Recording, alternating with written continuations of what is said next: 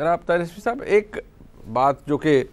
ابھی ہم نے پہلے پروگرام کے حصے کے اندر اس کو ہائی لائٹ کیا اور بڑے خوبصورت طریقے سے ہو گئی کہ ایٹ لیسٹ لوگوں کو پتہ لگے، آپ نے بھی فرمایا، جناب عبدالخبیر آزاد صاحب نے بھی اور جناب امین شہیدی صاحب نے بھی، کہ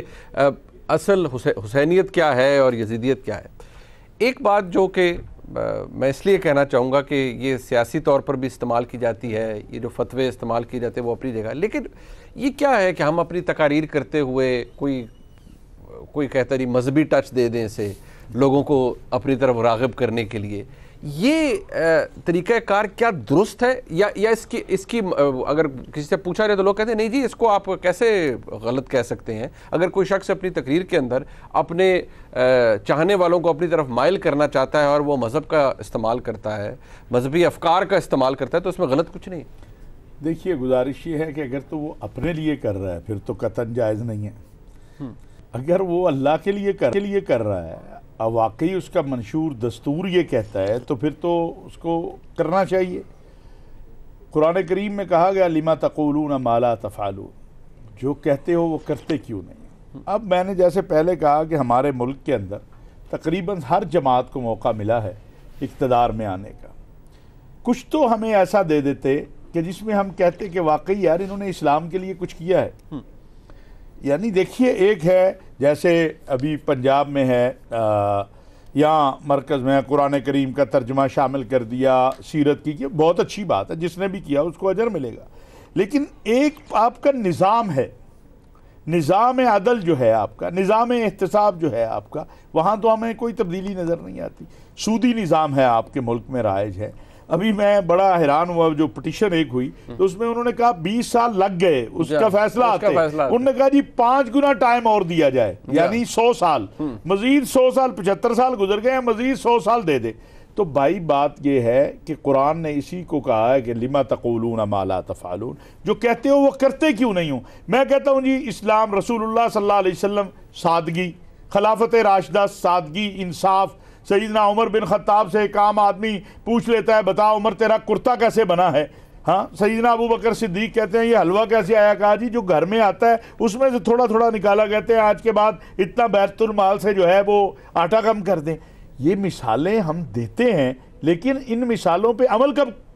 وقت جب آتا ہے وہ ہم کرتے نہیں ہیں۔ یہ تو ہم بتاتے ہیں رات کو سیدنا عمر بن خطاب جو ہیں وہ گلیوں میں چکر لگاتے تھے وہ لوگوں کا، تو خود کیوں نہیں کر رہے ہیں بھائی؟ یہ صرف بتانے کے لیے ہے۔ میں سمجھتا ہوں یہ ایک بہت بڑا مسئلہ ہے، سب کا مسئلہ ہے، میں کسی ایک فرد ایک جماعت یا ایک کہ جو ہم کہہ رہے ہیں وہ ہم کر نہیں رہے ہیں۔ سیدنا امام حسین رضی اللہ تعالیٰ عنہ نے کیا ہے؟ ان سے کہا گیا کہ آپ نہ جائیں، آپ کیوں جا رہے ہیں؟ یہ بہت ضروری بات ہے، چونکہ آج کے معاشرے میں میری نسل کو یہ پتہ ہونا چاہیے، آنے والی کو، میرے نوجوانوں کو، کہ سیدنا امام حسین رضی اللہ تعالیٰ عنہ نے ہجرت کی کیوں، کربلا گئے کیوں، مدینہ منورہ چھوڑا کیوں؟ یعنی مدینہ منورہ مکہ مکرمہ چھوڑ کے وہ کربلا جا کیوں؟ کہا میرے نانا کے دین کی اقدار کو تباہ کیا جا رہا ہے، میرے نانا کی دین کی سنتوں سے کھیلا جا رہا ہے، عدل و انصاف کا نظام جو ہے اس کو تباہ کر دیا گیا ہے، ظلم پروان چڑھ رہا ہے۔ اب میں کہوں میرے نیچے ظلم پروان چڑھتا رہے، میرے نیچے عدل جو ہے وہ قتل ہوتا رہے، انصاف کہیں ملے نہ، لیکن جناب میں اسلامی نظام لاؤں گا، میں جناب اس ملک کو جو ہے وہ خلافت راشدہ کے نظام پہ لے جاؤں گا، یا میں اس کو مدینہ منورہ کی طرز کی ریاست بناؤں گا۔ بھئی بات یہ ہے جو کر سکتے ہیں وہ تو کریں، وہ بھی نہیں ہم کرتے ہیں۔ تو میں چونکہ جیسے میں نے پہلے عرض کیا کہ مسلمانان پاکستان جو ہیں ان کی دین سے ایک جذباتی محبت ہے، ہر جگہ ہے، ہمارے ہاں باقی ملکوں کے اندر ایک ترتیب ہے، ایک نظام ہے، ایک سسٹم ہے، وہاں ہمارے ہاں چونکہ ابھی تک اس انداز سے محراب و منبر جو ہے وہ بڑا طاقتور ہے الحمدللہ، ہمارا آپ کے میڈیا سے بھی زیادہ طاقتور ہے، تو لوگوں کو جب جیسے ایک تصور ہمارے ہاں پیدا کیا جو ہو ہی نہیں سکتا کہ یہ جو اسلامی قوانین ہیں یا ناموس رسالت صلی اللہ علیہ وسلم کے حوالے سے قوانین ہیں یہ ختم کر دیے جائیں گے۔ اب یہ ایک عوام میں جو مرضی آپ کہہ دیں، وہ ایک تصور موجود ہے کہ یار یہ کسی وقت ڈاکہ پڑ سکتا ہے، لہٰذا اس کے لیے عوام ہر وقت کوئی بھی آواز دیتا ہے وہ چل پڑتے ہیں کہ یار نہیں یہ ایسا نہ ہو کہ یہ ختم ہو۔ آپ کو حقیقتاً جو قیادت ہے، لوگوں کا بیچاروں کا تو قصور نہیں ہے، لوگ تو قربانی دیتے ہیں، وہ تو دین کے نام پہ جانیں دے دیتے ہیں، قیادت جو ہے اسے بھی دیکھنا چاہیے کہ ہم یہ جو نعرہ لگاتے ہیں اسلام کا، یا نعرہ لگاتے ہیں خلافت راشدہ کے نظام کا، یا مدینہ منورہ کی طرز کی ریاست کا، اور جو آپ نے بات کہی میں سمجھتا ہوں کہ لوگوں کے جذبات سے نہیں ہمیں کھیلنا چاہیے۔ ہماری بدقسمتی یہ ہے کہ ہمارے ملک کی جو تباہی ہوئی، اب دیکھیں نا پیغام پاکستان ہے، میں آپ کو ایک چھوٹی سی ایک ضابطہ اخلاق ہے، ہم سب نے اس پہ دستخط کر دیے۔ وہ لوگ جو ایک دوسرے کے ساتھ بیٹھنے کو تیار نہیں تھے، جب ریاست نے ڈنڈا پکڑا یا ریاست نے اپنا کردار ادا کیا، آپ ڈنڈا چھوڑ دے کردار ادا کیا، تو وہ سارے ایک جگہ پہ بیٹھے کہ نہیں بیٹھے؟ میں اپنے اچھا جو ابھی بھائی عبدالخبیر آزاد صاحب بات کر رہے تھے کہ جب لوگ دیکھتے ہیں کہ یہ بڑے آپس میں بیٹھے ہیں تو ہم کیوں نہ بیٹھے،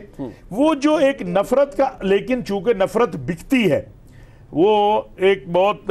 ایک جماعت کے سربراہ تھے، تو ادھر وحدت روڈ میں انہوں نے تقریر شروع کی کہ لوگوں نماز پڑھا کرو، سچ بولا کرو، ملاوٹ نہ کرو، تو آدھا مجمع چلا گیا۔ تو انہوں نے کہا یہ کیا ہو رہا ہے؟ انہوں نے کہا جی تسی تبلیغی جماعت علی تقریر شروع کی تھی، وہ تے کافر سننا ہے سن۔ دیکھیں بڑی بدقسمت بات، اور یہ بدقسمتی آپ کے ہاں یہ ریکارڈ پر ہے، علامہ امین شہیدی صاحب بھی اس کی تائید کریں گے بھائی، اور ہمارے اداروں کے پاس اس کی تفصیلات ہیں کہ جو جتنا زیادہ آگ لگاتا ہے وہ اتنا مہنگا خطیب ہوتا ہے۔ اچھا یہ بڑی میرے خیال میں پریشان کن بات بھی ہے۔ جناب عبدالخبیر آزاد صاحب ذرا اس رہنمائی فرمائیے گا، آپ کی تو ماشاءاللہ فیملی کی بڑی خدمات ہے اس حوالے سے، ذرا کہ ٹھیک ہے ابھی جس طرح امین شہیدی صاحب بھی فرما رہے تھے کہ ہم نے یہ تو سمجھ لیا پروگرام کے پہلے حصے میں، آپ سب نے سمجھایا کہ حسینیت کیا ہے، یزیدیت کیا ہے، لیکن کسی نے اگر لبادہ اوڑھ رکھا ہے یا کسی نے نعرہ لگا دیا، ظاہری بات ہے کسی ملک کو، کسی ریاست کو اس کا حکمران، اس کا لیڈر ہی آگے لے کے چلتا ہے۔ اب وہ لبادہ اوڑھ لینے سے یا نعرہ محض لگا دینے سے وہ تو ایک اپنی بات ہے، لیکن لوگوں کے اندر یہ ہم آہنگی پیدا کرنا، نفرت کو ختم کرنا، یہ بھی تو ذمہ داری اس لیڈر کی ہے۔ لیکن اگر وہ لیڈر ہی استعمال کرے مختلف نعروں کو، مختلف فتووں کو اپنی سیاست کو بڑھانے کے لیے، تو پھر عوام کس کے پاس جائیں؟ وہ کیا کر سکتے ہیں؟ سب سے پہلے تو ہمیں یہ چاہیے کہ ہمارے لیڈرز جو ہیں وہ لوگوں کو اخلاق اور جو اخلاقی اقدار ہیں اس کی طرف لے کر آئیں۔ اگر ہم دین کی بات کرتے ہیں یا دین کی بات کو لے کر آگے بڑھتے ہیں تو ہمیں اگر دیکھا جائے تو ہمارا جو نوجوان ہیں، ہمارے جو لوگ ہیں، وہ کہاں جا رہے ہیں؟ تو ہمیں سب سے پہلے جو بات کی ابھی مجھ سے پہلے ہمارے حافظ بھائی اشرفی صاحب نے یا امین شہیدی صاحب نے، تو آج اخلاق کہاں جا رہے ہیں؟ آج ہمارے اندر جو بات ہے وہ کہاں جا رہی ہے؟ اگر ہم اسلام کی بات کرتے ہیں تو سب سے پہلے جو اسلام بات کرتا ہے اس کو تو ہم دیکھیں اور اس کو لے کر ہم آگے بڑھیں، اور اگر ہم نے ایک دوسرے کے خلاف اسی طرح زبان استعمال کرنی ہے تو ہم کہاں جائیں گے اور کہاں لے کر جا رہے ہیں؟ پھر ہم دین کو میں یہ سمجھتا ہوں ہمیں اس طرح استعمال نہیں کرنا چاہیے۔ اگر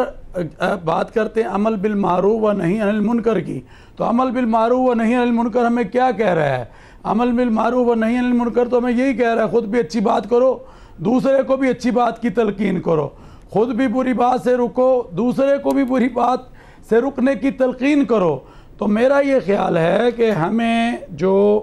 اسلام نے، جو پیغمبر عالم حضرت محمد الرسول اللہ صلی اللہ علیہ وسلم کی ذات اقدس نے، یا حضرات صحابہ کرام نے، یا حضرات اہل بیت اطہار نے ہمیں جو بتایا ہے، جو سمجھایا ہے، ہمیں اس کو لے کر آگے بڑھنا ہوگا، اور اس میں سب سے پہلے احترام انسانیت ہے۔ قرآن کیا کہتا ہے؟ وَلَقَدْ كَرَّمْنَا بَنِي آدم، کہ ہم نے آدم کی اولاد کو عزت اور عظمت اور مرتبہ دیا، تو میں کیسے اس کی عظمت کو خراب کر سکتا ہوں؟ تو ہمیں یہ چاہیے کہ ہم سب سے پہلے احترام انسانیت کو جو ہے لے کر آگے بڑھیں۔ ابھی بات ہو رہی تھی پیغام پاکستان کی، ابھی بات ہو رہی تھی ضابطۂ اخلاق کی، ہم تو ہر جگہ اور ہر سطح پر بات کر رہے ہیں، مگر مجھے یہ بتائیں کہ ابھی یہ جو سیالکوٹ کا واقعہ ہوا تھا، یا اس کے علاوہ پشاور میں واقعہ ہوا تھا، یا اس طرح دوسرے جو واقعات ہوئے تھے، کیسے ہم جو لوگ ہیں ایک بات لیتے ہیں اور پھر چڑھ جاتے ہیں؟ بھائی اس کی کو تحقیق کرو، اس بات کو دیکھو، اور وہ کتنا دنیا کے اندر ہمارے جو چیز ہے اس کو خراب کرتا ہے قوم کی۔ تو میں سمجھتا ہوں آج ہمیں اخلاقیات کو دیکھنا ہوگا، ہمیں اچھے اخلاق اپنانے ہوں گے، اور وہی اپنانے ہوں گے جن کی بات ہم اسٹیج سے کرتے ہیں، وہی اپنانے ہوں گے جن کی بات ہم اپنے اپنے ممبر و محراب سے کر رہے ہوتے ہیں، اور وہ کس کی ہے؟ وہ ہمارے نبی حضرت محمد الرسول اللہ صلی اللہ علیہ وسلم کی ہے، وہ حضرات صحابہ کرام کی ہے، وہ حضرات اہل بیت اطہار کی ہے۔ ہم تو اس نبی رحمت کے ماننے والے ہیں کہ جب مکۃ المکرمہ